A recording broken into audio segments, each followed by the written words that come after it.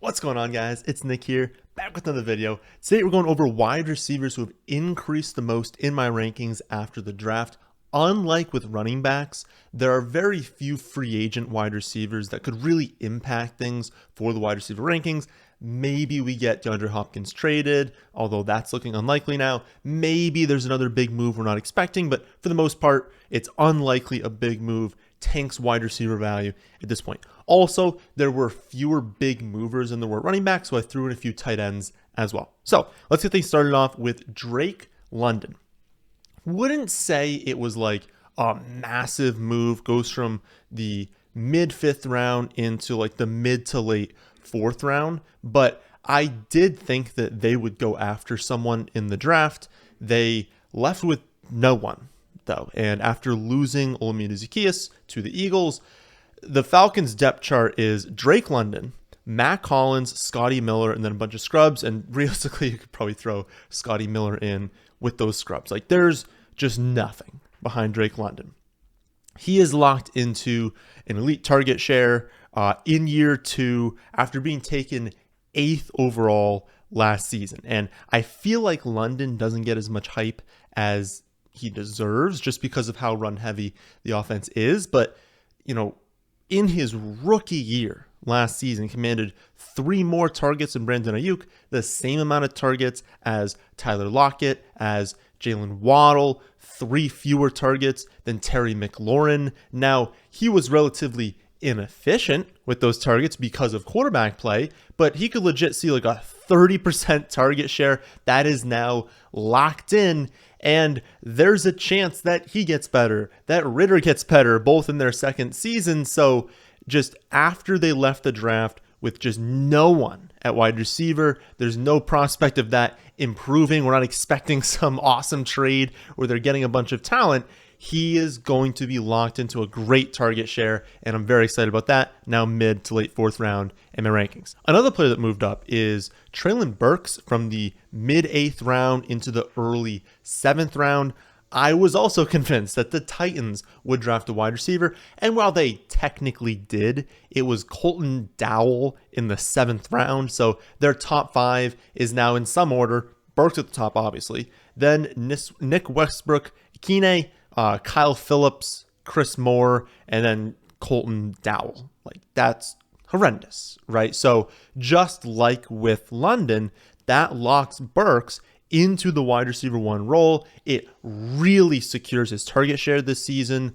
Burks didn't have nearly as good of a rookie season as Drake London, and London is definitely the better talent, but the Titans are highly invested in Burks, effectively trading away A.J. Brown for him. And if Tannehill, let's say, can't get going early in the season, they're going to transition over to Will Levis. I don't think that's a hugely negative thing. It basically means if the quarterback play is poor, if the offense isn't doing well, they have a backup. They have something else they can try and get things going. But no matter what happens at the quarterback position, Burks is a wide receiver 1 on NFL franchise. He was a mid 1st round pick last season. He's going to be leaned on as the focal point of the offense. And so I really do think moving him up to the early 7th round makes a lot of sense.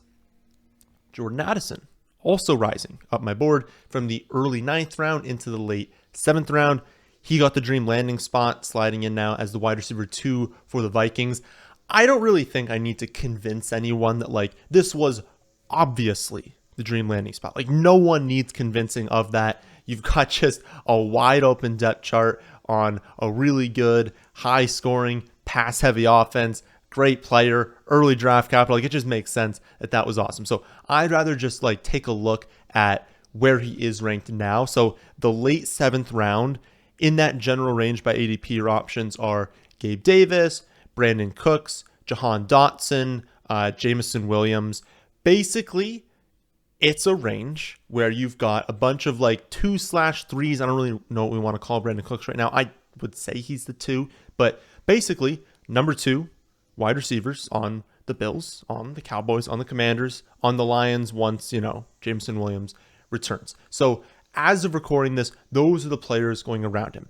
I have Brandon Cooks and Juwan Johnson still ranked ahead of Addison. I just feel a little bit more confident in them, but that's right now. I mean, and it's, by a few points, like we could see that move. But right now, that's kind of where I have the ranking. So Gabe Davis, Jameson Williams, both behind him. And I just think ranking Addison in that group makes sense. Like he's going to play as many snaps as he can handle starting in week 1. Never going to face double coverage with Jefferson on the other side. You've got the Vikings, as I said before, being a very, very high volume passing attack. And so very, very few games where there's a risk of like, they only threw the ball 15 times. Like that's just not really going to happen. And so the floor is going to be there. The ceiling is going to be there. So while it might feel scary looking up at like playerprofiler.com, right? You go in there and you're like, wait a minute. This kid is 173 pounds and I'm taking him in the 7th round of a redraft league. Yes, I think it's going to be worth it. Just being behind him, like if you look at who's after that, if you really wanted to drop him, I mean, there obviously are no more like wide receiver ones still available when we look at the 8th, the 9th round. And so you've got question marks with everyone else as well. Many players on unproven offenses, many unproven players, poor quarterback play, maybe slow offenses, low volume offenses. Like everyone has a problem when you're in that range. And so when you look at Addison, the only real question mark is, can he produce at that weight, which we've seen wide receivers do in recent years. I like him. I like him a lot. I like the talent, I like the situation. Had to move him up. Another big riser and another rookie, Rashee Rice, going from the late 17th round into the mid 12th round. The Addison landing spot is just better because that wide receiver 2 role is so open. Like he's just going to get it this season. But Rice plays with Patrick Mahomes now, and so that's not, a bad consolation prize. And for as many, like it's not wide open, the depth chart on Kansas City, but for as many wide receivers as they have, they don't have a wide receiver 1. Like they really don't have that on the roster. Tony, 591 career receiving yards through 2 seasons. MVS, he's just not good. He's never been good. He's not going to be good. He's not a wide receiver 1. Sky Moore, pretty rough rookie season, I would say. Only gained 250 receiving yards. Richie James had some nice moments last year, but that was because they didn't have anyone else to throw to. He's turning 28. That was his first year with 400 receiving yards, 400 total yards actually. We're not expecting great things from him. So this wide receiver room, it's like there's a lot of people, but like, let's be honest. I mean, they're not all that good. I mean, people are talking about Justin Ross as like a legitimate threat to take away snaps. The wide receiver room can't be that good. I mean, he's never even played a snap in the NFL. So Rice is just a wide receiver who we liked in the pre-draft process as a sleeper. He's someone my model compared to Brandon Ayuk. That's a really good comp. And so he clearly has upside, and that's what we're looking for. Like when we get into the 12th round, we're not looking for someone who we're very confident is going to have, 700 receiving yards and like 4 touchdowns. Who cares? I'm looking for someone who has a path to a ceiling, and I'm thinking a wide receiver that I like, that my model likes, that went earlier than people thought in the draft, landing on Kansas City, probably has that sort of ceiling. Our final wide receiver riser before we get to tight ends is another rookie. Again, unlike with running backs, there were some really good landing spots for wide receivers and just some wide receivers that went earlier than we thought. And one of them is Jonathan Mingo, now going from the 18th round of my rankings to the early 14th round. There actually was a lot of buzz in the pre-draft process as we got closer to the draft that people were like, oh no, like mock drafts have him going, what was it, like 70th, 80th overall, somewhere in that range. Like there were people saying like 39, I believe that's exactly where we went, to the Panthers was possible, but in that like 40 range was possible. Like teams were really, really liking Jonathan Mingo, and then that's where he goes. And so going in, the early 2nd round, a really, really exciting thing to see. My model before, so when it was assuming he'd be going in like that 70 to 80 range, said the number 1 comp was Deebo Samuel. And then he basically went at the exact same pick as Deebo Samuel, which the model is going to gain even more confidence in suggesting that because draft capital is part of the model. And so if it liked that before, it's basically like, yeah, this is Deebo Samuel.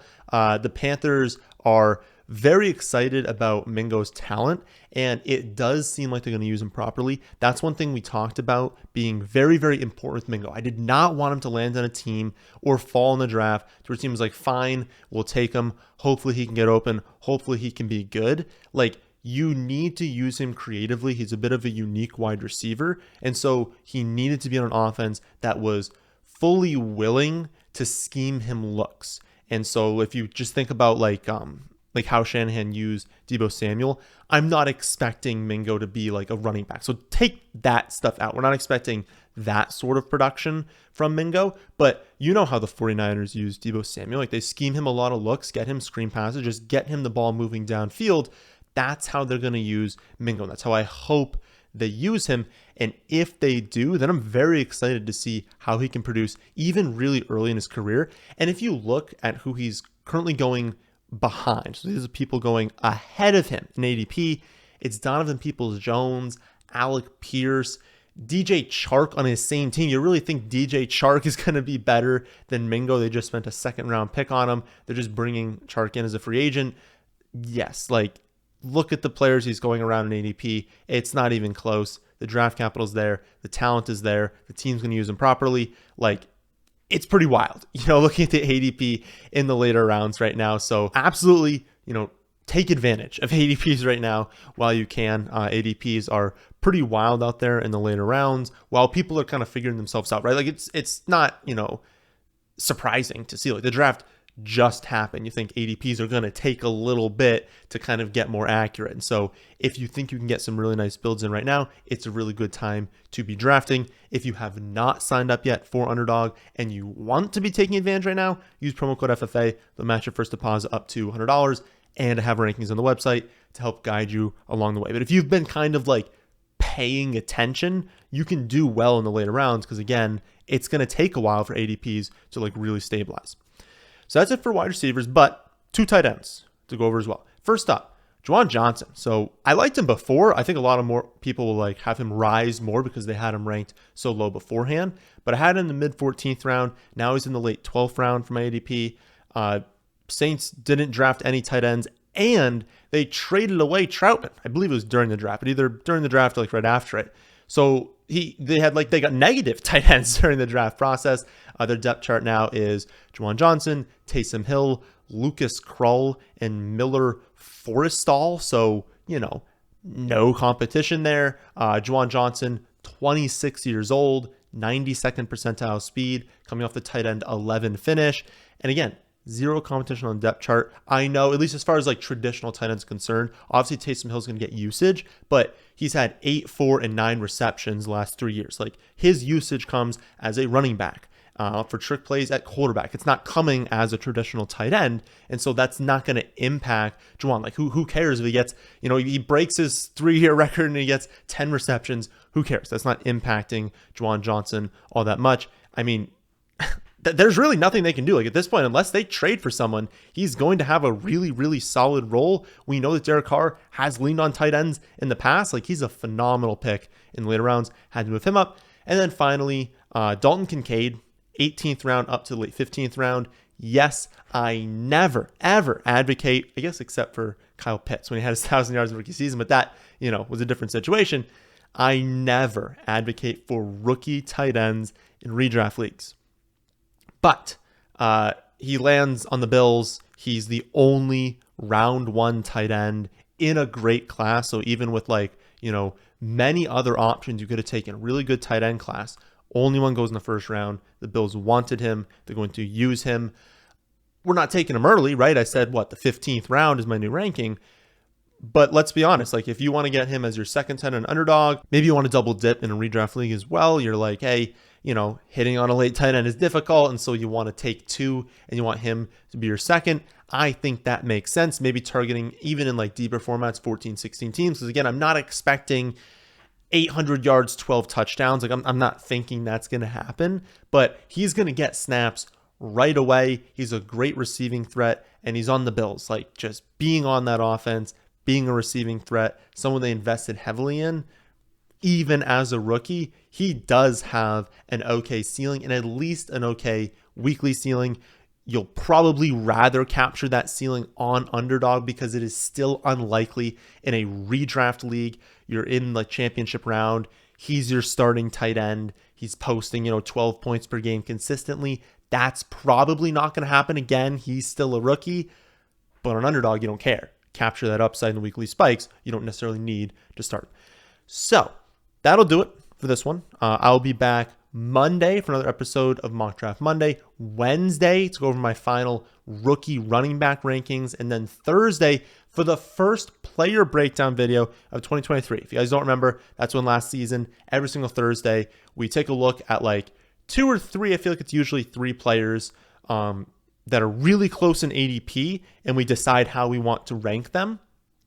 Let me know who you want to see in the first episode. Typically, we do players in the top 4 rounds because those are the more difficult positions. We're not really looking, rounds like 8, 9, 10. You're just going with your cut more, what you think is going to happen more in that range, what's on your team. In the first 3, 4 rounds, if you guys have a decision that you're deciding between, let me know in the comment section below. Upvote the ones you agree with, and we'll try and do the top suggestions. So that'll do it for this one. Hope you all did enjoy. If you did, how about hitting the like button? How about subscribing to the channel if you're new here? Thanks for watching.